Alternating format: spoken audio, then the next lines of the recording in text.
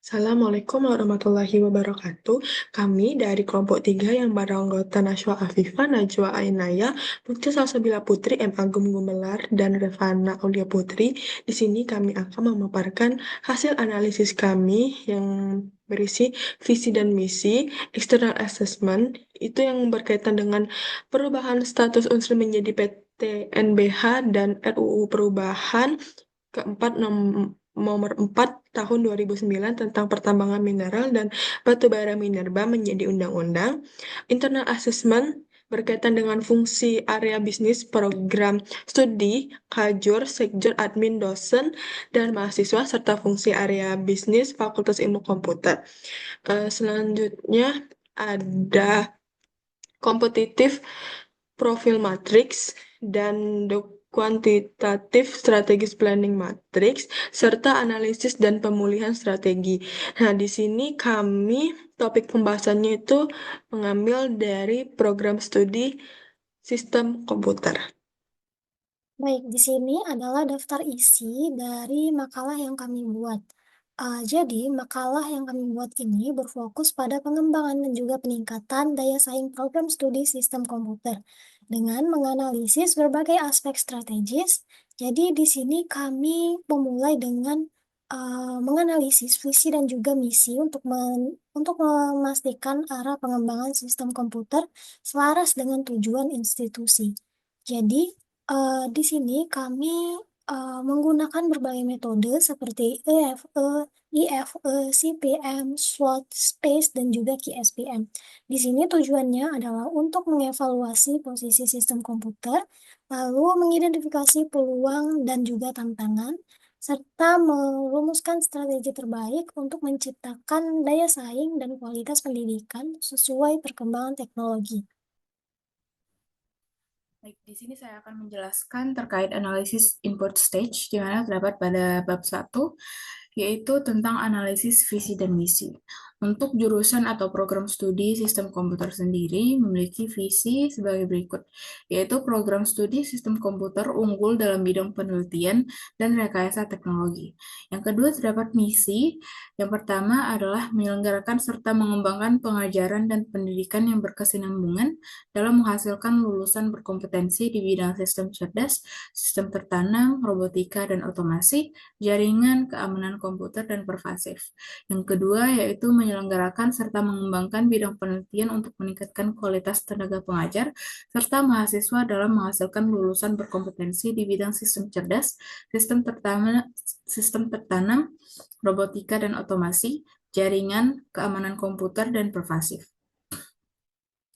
Yang ketiga terdapat menyelenggarakan, mengembangkan, dan menerapkan hasil-hasil pembelajaran dan penelitian untuk dijadikan pengabdian masyarakat yang sesuai kompetensi bidang sistem cerdas, sistem tertanam, robotika dan otomasi, jaringan, keamanan komputer, dan pervasif.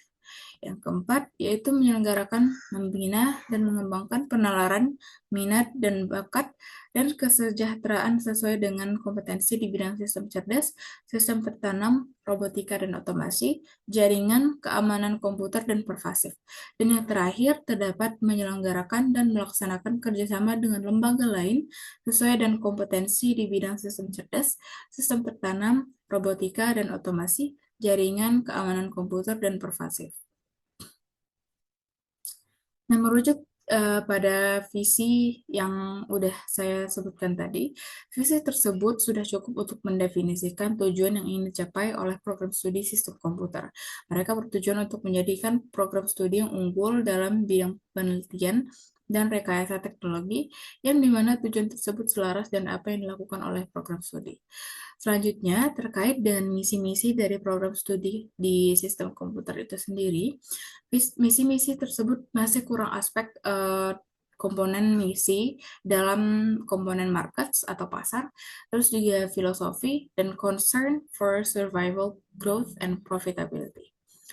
Selain itu, semua aspek sudah terdapat dalam misi tersebut, yaitu pada misi pertama menjelaskan tentang target atau customer program studi sistem komputer itu sendiri, yaitu menargetkan untuk menghasilkan lulusan yang berkompetensi dalam sistem cerdas dan lainnya. Selain itu, program studi sistem komputer juga menyelenggarakan serta mengembangkan pengajaran, bidang penelitian, penalaran, minat dan bakat, kesejahteraan, serta melaksanakan kerjasama dengan lembaga lain sebagai bentuk dari aspek products of or services. Dalam setiap misi juga terdapat aspek teknologi, yaitu fokus di bidang sistem cerdas, sistem tertanam, robotika dan otomasi, jaringan, keamanan komputer, dan pervasif. Aspek konsep diri atau self-concept juga terdapat di semua misi, yaitu program studi komputer, sistem komputer, fokus kompetensinya ada di bidang sistem cerdas, sistem tertanam, robotika, dan otomasi, jaringan, keamanan komputer, dan pervasif. Pada misi kedua dan ketiga mencakup aspek Concern for Public Image, di mana program studi SK ingin meningkatkan kualitas tenaga pengajar serta mahasiswa dalam menghasilkan lulusan berkompetensi di bidang sistem cerdas dan lainnya. Terus juga serta mengembangkan dan menerapkan hasil-hasil pembelajaran dan penelitian untuk dijadikan pengabdian masyarakat yang sesuai kompetensi bidang yang disebutkan tadi. Dan yang terakhir yaitu aspek concern for employees terdapat pada misi kedua, di mana selain ingin mengembangkan kualitas pembelajaran, organisasi tersebut juga ingin mengembangkan bidang penelitian untuk meningkatkan kualitas tenaga pengajar. Analisis external assessment. Yang pertama itu ada external factor evaluation. Ini dipakai saat mengetahui berbagai faktor eksternal perusahaan yang berkaitan dengan peluang serta ancaman yang dianggap penting. Pertama itu ada peluang meningkatnya kebutuhan teknologi dalam otomatisasi dan keamanan cyber di sektor tambang. Itu ratingnya 4. Kenapa 4? Karena kemajuan teknologi cepat dan keamanan cyber yang penting. Yang kedua itu ada peningkatan kerja sama riset dan pengembangan teknologi pertambangan akibat tuntunan Undang-Undang Minerba dan fleksibilitas PTNBH membuka peluang inovasi dan kolaborasi industri akademik. Itu ratingnya 3 karena itu adanya implementasi yang belum merata. Jadi meskipun UU Minerba dan fleksibel PTNBH membuka peluang kolaborasi, implementasi kebijakan ini mungkin belum merata di seluruh sektor pertambangan atau di seluruh perguruan tinggi negeri. Selanjutnya itu ada kesempatan bagi lulusan sistem komputer untuk berkontribusi dalam digitalisasi industri pertambangan dan energi. Itu ratingnya 3 karena masih adanya kesenjangan keterampilan. Jadi lulusan sistem komputer itu mungkin belum sepenuhnya memiliki keterampilan atau pengetahuan yang spesifik yang dibutuhkan oleh industri pertambangan dan energi.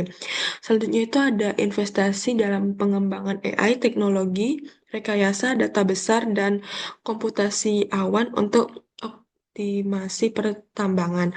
Nah, itu ratingnya 4 karena sektor ini sudah menunjukkan potensi yang sangat besar dalam meningkatkan efisiensi dan produktivitasnya. Selanjutnya itu ada keterbukaan untuk mendapatkan informasi yang relevan secara tepat waktu sesuai dengan peraturan perundang-undangan dan standar pelaporan. Ini ratingnya 3 karena meskipun ada potensi untuk meningkatkan transparansi dan akuntabilitas, itu ada beberapa kendala yang menghambat penerapan ini secara optimal. Nah, selanjutnya di sini ada ancaman. Yang pertama itu ada beban finansial yang lebih besar akibat status PTNBH, termasuk pengelolaan sumber daya mandiri. Nah, di sini ratingnya itu kami kasih 2 karena setelah status PTNBH kampus tidak lagi itu sepenuhnya dibiayai oleh negara dan harus mengelola sumber daya secara mandiri. Selanjutnya itu ada persaingan ketat dengan universitas lain dalam mendapatkan hibah riset dan industri pertambangan itu kami kasih ratingnya 2. Selanjutnya itu ada ketidakpastian lapangan kerja bagi lulusan jika industri pertambangan mengalami krisis akibat perubahan kebijakan dan fluktuasi harga. Nah, ini kami kasih ratingnya 2 karena em, krisis krisis itu seringkali bersifat sementara. Jadi sehingga dampaknya terhadap peluang kerja tidak terlalu besar. Selanjutnya itu ada kemungkinan peningkatan biaya pendidikan bisa mempengaruhi aksesibilitas mahasiswa terutama di bidang teknologi dan rekayasa. Ini kami kasih ratingnya 2. Selanjutnya itu ada ketergantungan pada industri pertambangan yang bisa terpengaruh fluktuasi ekonomi global ini kami kasih rating 2 karena ini bisa mempengaruhi pendanaan, kualitas riset, dan serta prospek kerja bagi lulusannya. Oke, baiklah, selanjutnya di sini saya akan membahas CPM. CPM atau Competitive Profile Matrix itu digunakan sebagai alat analisis strategis yang digunakan untuk membandingkan perusahaan dengan pesaing utamanya berdasarkan faktor-faktor kunci keberhasilan dalam industri atau institusi. Di sini kami memberikan 8 poin perbandingan, yaitu yang pertama kualitas pendidikan, akreditasi, reputasi institusi, kualitas tenaga pengajar, sarana dan prasarana, kurikulum dan biaya kuliah, dan posisi finansial. Dan juga di CSF ini terdapat yang namanya bobot atau weight. Di sini sebagai bahan evaluasi seberapa berpengaruhnya poin-poin ini terhadap institusi. Jadi kami memberikan di sini bobot 0,20 untuk kualitas pendidikan, yang dimana ini sangat berpengaruh apalagi di institusi pendidikan. Dan juga kualitas tenaga pengajar juga kami memberikan bobot 20 yang menurut kami ini sangat besar. Bisa kita lihat di sini kualitas pendidikan kami kasih rating 4 dengan skor 0,8, di mana mendapatkan skor ini yaitu dengan rating dikalikan dengan bobot. Selanjutnya akreditasi institusi, di sini kami memberikan rating 4, sementara UIGM itu 3. Sebelumnya di kualitas pendidikan ini ya ada di laporan kinerjanya Unsri, yang dimana di sini Unsri di situ banyak sekali menyediakan kegiatan ataupun pelatihan.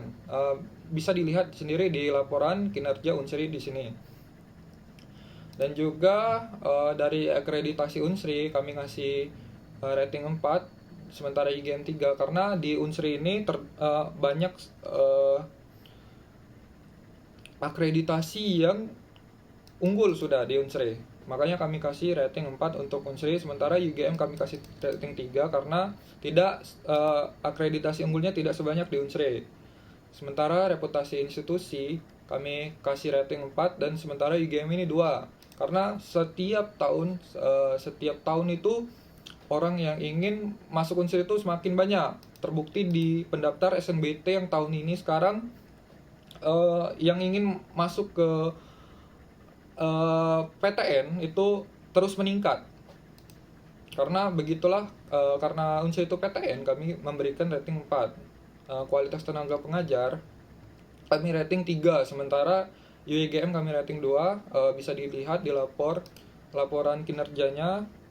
Di sini dosen yang berkualifikasi S3 sebanyak 478 dosen dengan presentasi 37%.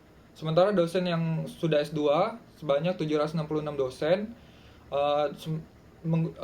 presentasinya itu 59%. Bisa dilihat di sini presentasi menurut kami di S3-nya Unsri ini sangat banyak sekali dosen yang berkualifikasi S3-nya. Jadi kami kasih rating kualitas tenaga pengajarnya itu 3. Dibandingkan dengan UIGM lebih sedikit. Baik, selanjutnya itu sarana dan prasarana kami kasih rating 3 karena menurut kami di sini Unsri dan UIGM itu dari segi sarana dan prasarana itu lumayan lengkap. Terdapat perpustakaan, sarana lab, dan juga musola, terus gedung serbaguna, itu semuanya itu ada baik dari Unsri maupun di UIGM. Terus kurikulum kami kasih rating 4 karena di Unsri ini sudah menggunakan kurikulum terbaru yang sangat relevan di zaman sekarang ini. Selanjutnya yaitu biaya kuliah. Menurut kami di kampus Bukit, di Unsri dan UIGM ini masih sama. Contoh di jurusan di Fasilkom itu rata-rata di Unsri itu sebesar 8 juta untuk biaya UKT-nya, dan juga di UIGM juga segitu. Terus di posisi finansial kami kasih rating 4 di Unsri dan UIGM 2. Karena kenapa kami memberikan rating sekecil ini untuk UIGM? Karena menurut kami Unsri itu masih tetap unggul di bidang posisi finansial karena dia tuh lebih stabil dibandingkan UIGM yang swasta. Karena Unsri ini dikelola langsung sama pemerintah sehingga posisi finansialnya itu cenderung stabil dibandingkan UIGM. Dan juga di sini skor keseluruhannya yaitu 3,65 sementara skor dari UIGM itu 2,6. Berdasarkan profil kompetitif ini hasil analisisnya itu jadi di sini Unsri itu lebih unggul dibandingkan UGM dengan skor 3,65 dan UGM itu 2,60. Unsri memiliki unggulan pada kualitas pendidikan, akreditasi, reputasi, dan tenaga pengajar. Sementara UGM tertinggal terutama dalam reputasi dan posisi finansial. Kedua institusi memiliki kesetaraan dalam sarana, prasarana, dan biaya kuliah. Oke, ada beberapa poin yang di sini Unsri dan UIGM itu sama, tapi di sisi lain Unsri ini sangat mendominasi sekali ya, bisa dilihat dari CSF-nya ini. Jadi UGM itu perlu memperbaiki kualitas akademik dan finansial, sementara Unsri harus tetap berinovasi. Walaupun dia tuh udah unggul, dia tuh harus tetap selalu berinovasi agar dia tetap mempertahankan posisinya sebagai salah satu institusi pendidikan terbaik di Sumatera Selatan. Baik, selanjutnya di sini bagian C adalah analisis internal assessment. Jadi di sini saya akan menjelaskan mengenai IFE atau Internal Factor Evaluation.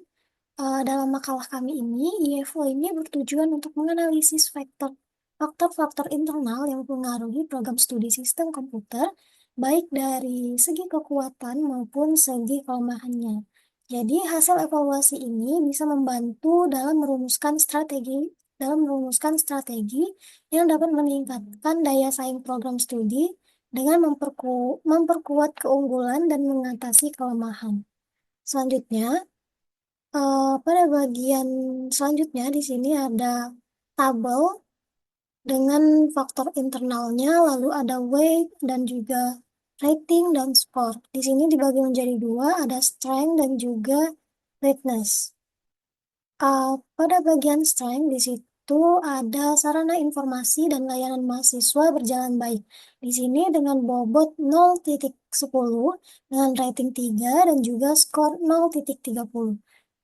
Di sini sistem informasi dan layanan cukup baik, namun masih bisa ditingkatkan lagi. Di sini kami memberikan rating 3. Selanjutnya, ada akreditasi program studi. Di sini dengan bobot 0,15 dengan rating 4, lalu skor 0,0.60. Selanjutnya, ada kajur dan dosen merespon masalah mahasiswa dengan baik. Dengan bobot 0,05, lalu rating 3, dan skor 0,15. Di sini responsivitas itu sudah baik, namun perlu ditingkatkan dalam beberapa aspek. Selanjutnya, yang keempat itu perlengkapan di laboratorium tersedia dengan lengkap. Di sini dengan rating 3, jadi fasilitas laboratorium itu cukup mendukung, tetapi ada beberapa alat yang perlu pembaruan. Selanjutnya, ada mahasiswa aktif dalam berbagai kompetisi, teknologi, dan inovasi. Dengan bobot 0,10 dengan rating 4, lalu skor 0,40. Di sini, mahasiswa sering mengikuti kompetisi dan meraih prestasi, yang dimana menjadi nilai tambah untuk jurusan itu sendiri. Selanjutnya, ada weakness. Di sini, pemahaman dosen terkait pembelajaran dengan adanya kurikulum baru masih perlu ditingkatkan dengan bobot 0,10, lalu dengan rating 2, lalu skor 0,20. Jadi beberapa dosen masih mengalami kesulitan dalam mengadaptasi kurikulum baru. Selanjutnya ada fasilitas ruangan kelas kurang memadai. Di sini dengan rating 2, jadi ruang kelas itu kurang nyaman dan membutuhkan peningkatan fasilitas. Selanjutnya, ada mahasiswa kurang aktif dalam pembelajaran mandiri dan eksplorasi materi di luar kelas. Di sini, sebagian mahasiswa itu masih belum memiliki inisiatif belajar yang tinggi di luar kelas. Jadi di sini ratingnya adalah 2. Selanjutnya, jumlah dosen yang terbatas atau tidak memadai. Jadi rasio dosen terhadap mahasiswa itu masih kurang yang mempengaruhi efektivitas pembelajaran. Jadi ratingnya itu adalah 1. Selanjutnya, kehadiran dosen untuk mengajar yang tidak konsisten. Jadi beberapa dosen itu sering tidak hadir atau menggantikan jadwal, di mana ini dapat mengganggu proses belajar mahasiswa. Jadi ratingnya di sini adalah 1. Dari tabel ini terlihat bahwa beberapa kekuatan yang dimiliki oleh program studi dapat menjadi nilai unggul seperti akreditasi yang baik dan prestasi mahasiswa. Namun, terdapat kelemahan yang cukup signifikan seperti kurangnya jumlah dosen, kehadiran yang tidak konsisten, serta fasilitas kelas yang kurang memadai tadi, yang dapat mempengaruhi efektivitas pembelajaran. Jadi, skor total itu adalah 2,75 yang dimana menunjukkan bahwa program studi ini berada di posisi cukup baik, tapi masih memerlukan perbaikan dalam beberapa aspek agar lebih kompetitif. Nah, selanjutnya saya akan menjelaskan tentang SWOT matrix yang ada di kelompok 3. Nah, jadi SWOT matrix ini sangat penting sekali untuk membantu manajer mendevelop 4 tipe strategi, yaitu SO strategis, yaitu strengths opportunities, terus ada WO strategis atau weakness opportunity strategies, terus ada ST strategies, strength street strategies, dan juga WT strategies atau WTF atau weakness and threat strategies. Nah, di sini kelompok 3 membandingkan sistem komputer Unsri dan juga sistem komputernya Universitas Indo Global Mandiri atau UIGM. Nah, yang pertama itu kekuatannya atau strengths. Untuk sistem komputer Unsri itu akreditasinya lebih baik dibanding beberapa PTS. Terus yang kedua itu sarana dan laboratorium lebih lengkap.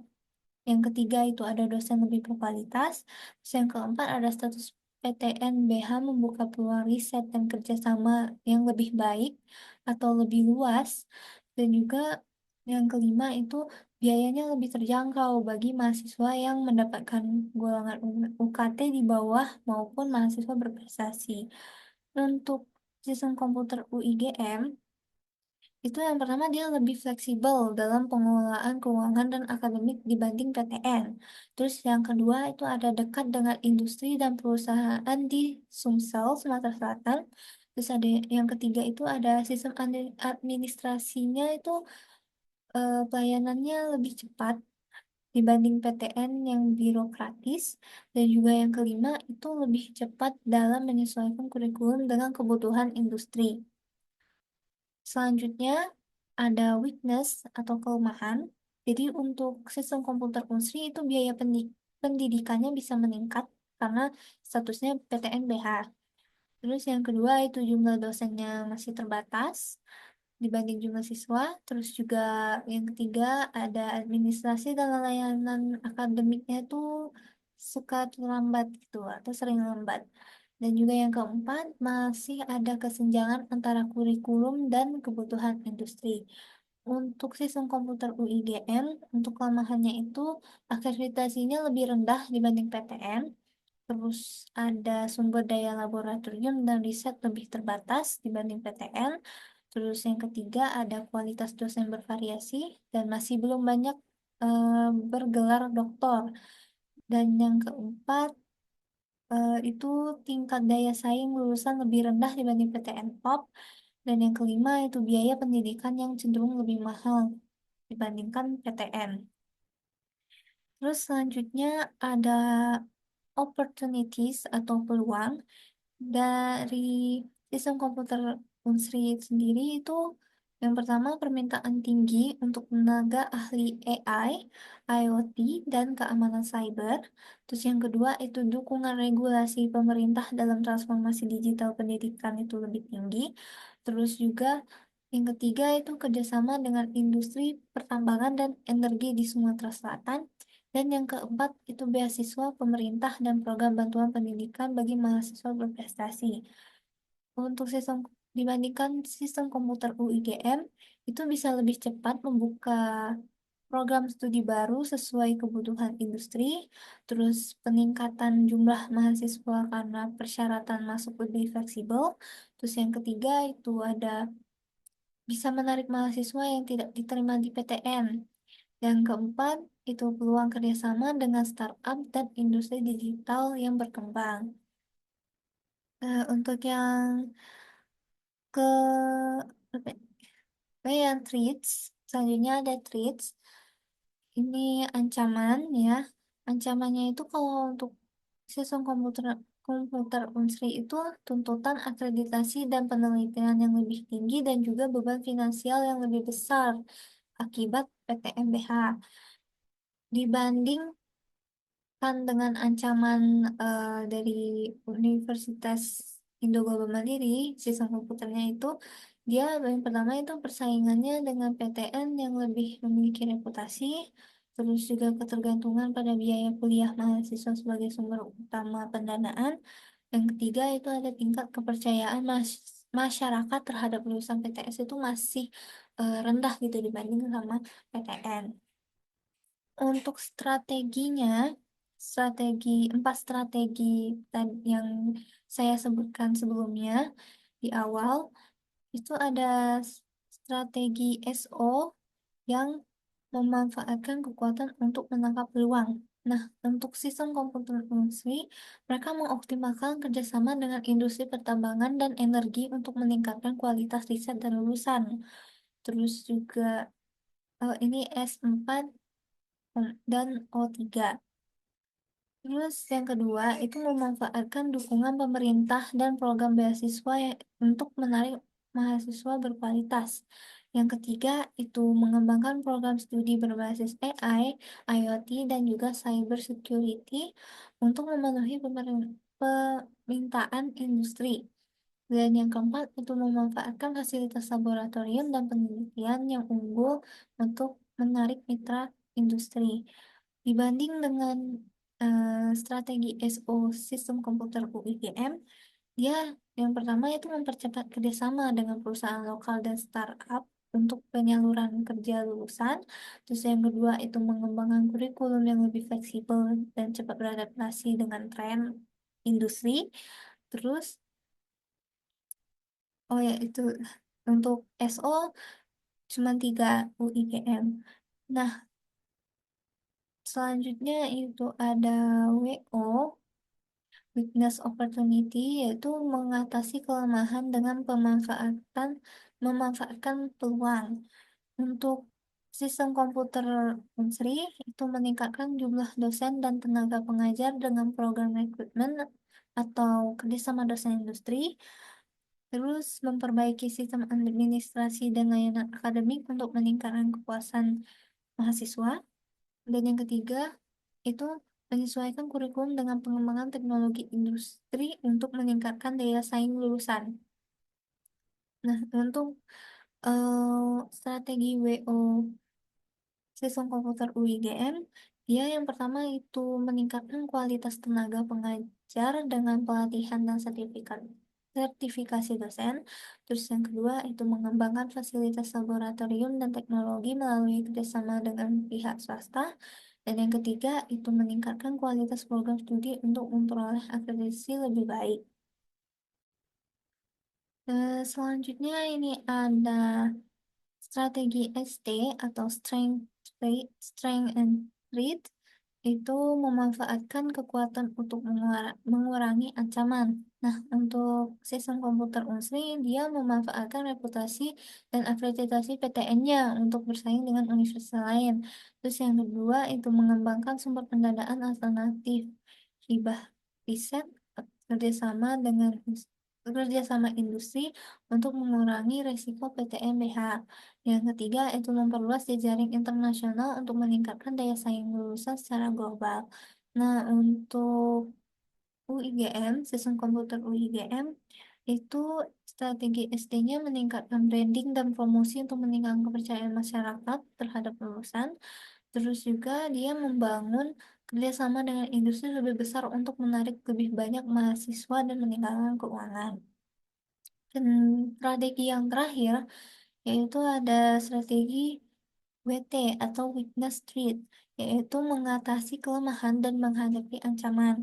Nah, untuk eh, sistem komputer Unsri, dia meningkatkan efisiensi biaya operasional agar tidak membebani mahasiswa. Terus yang kedua, dia mengembangkan mekanisme monitoring kurikulum agar selalu relevan dengan kebutuhan industri. Dan yang ketiga, dia mempercepat perbaikan administrasi agar lebih kompetitif dibanding PTS. Untuk sistem komputer UIGM, dia ada dua, strategi WT-nya, yaitu menjaga keseimbangan biaya pendidikan agar tetap terjangkau bagi mahasiswa, dan yang kedua itu meningkatkan strategi pemasaran dan daya saing agar tetap kompetitif dibanding PT. Di sini saya akan membahas space metric.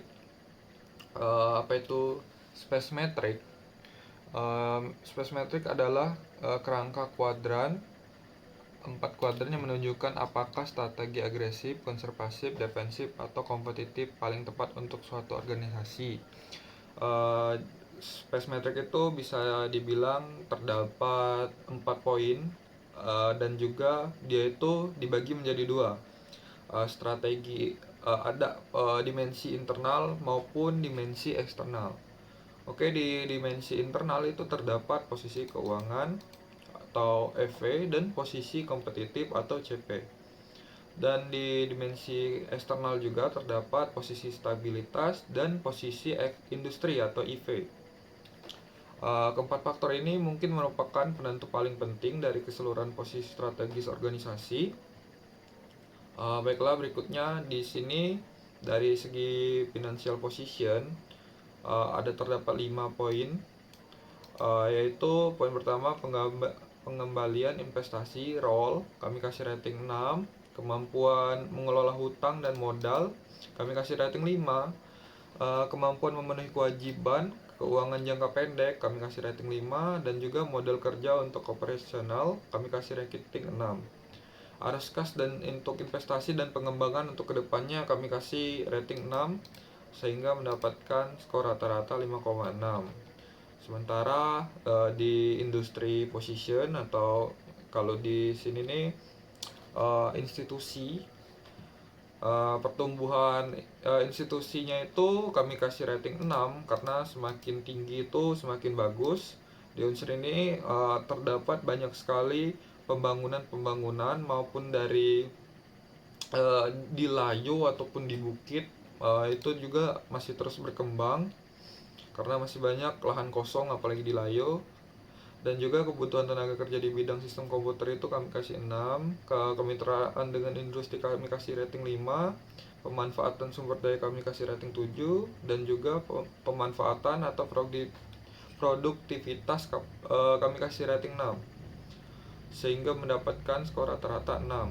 Nah, dan juga di posisi stabilitas ini dia ini semakin tinggi skornya maka semakin buruk.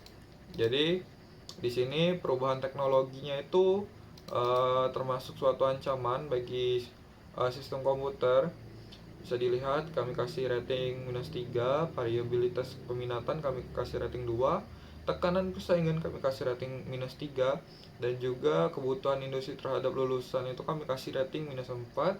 Regulasi pendidikan, misalnya kebijakan di PTNBH yang baru kemarin, yaitu kami kasih rating -3. Resiko keberlanjutan pendanaan institusi kami rating 2 karena tidak terlalu mengancam. Dan juga mendapatkan skor rata-rata -2,83. Di sini juga reputasi dan akreditasi program studi, competitive position. Di competitive position terdapat 5 poin, yaitu reputasi dan akreditas program studi. Karena di unsur ini termasuk bagus, jadi kami kasih rating cuman -2. ketersediaan fasilitas laboratorium walaupun termasuk lengkap, tapi masih terdapat beberapa hal yang sedikit mengganggu proses belajar mengajar. Terus ketersediaan dosen dengan keahlian khusus sebenarnya tidak terlalu berpengaruh, makanya kami kasih rating cuman -1. Koneksi alumni dengan industri kami kasih rating -3. Pengetahuan teknologi kami kasih rating 2 sehingga mendapatkan jumlah rata-rata yaitu -2. Jadi kesimpulannya itu bisa dilihat di sini rumusnya. SP rata-rata adalah 17 dibagi 6 sehingga minus 17 dibagi 6 sehingga mendapatkan skor minus 2,83. Dan juga rata-rata CP 10 dibagi 5 minus 10 dibagi 5 sehingga mendapatkan skor rata-rata yaitu minus 2. Terus rata-rata industrial position kami kasih rating totalnya itu plus 30 dibagi 5 poin tadi sehingga mendapatkan plus 6. Dan juga rata-rata financial position keseluruhan mendapat skor rating 28 dibagi 5 sehingga mendapatkan hasil plus 5,6. Di sini terdapat diagram kuadran yaitu dengan rumus sumbu X-nya itu rata-rata competitive position kami tambahkan dengan rata-rata industri position sehingga menghasilkan plus 4. Dan juga untuk di sumbu Y rata-rata financial position dan juga rata-rata SP-nya itu kami tambahkan sehingga menghasilkan angka plus 2,77. Jadi dari kesimpulannya itu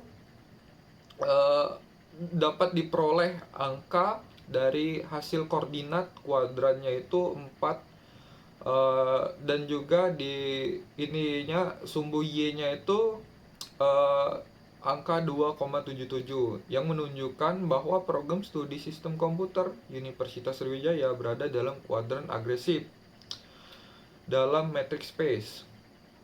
Program studi sistem komputer memiliki kekuatan untuk posisi industri dan keuangan meskipun masih memiliki kekurangan kekuatan untuk posisi stabilitas dan kompetitif. Strategi yang dapat dilakukan adalah dengan ekspansi program studi tersebut, peningkatan kolaborasi antara industri akademik maupun di luar ataupun di dalam, dan juga serta menciptakan inovasi terbaru dalam penelitian dan teknologi pendidikan.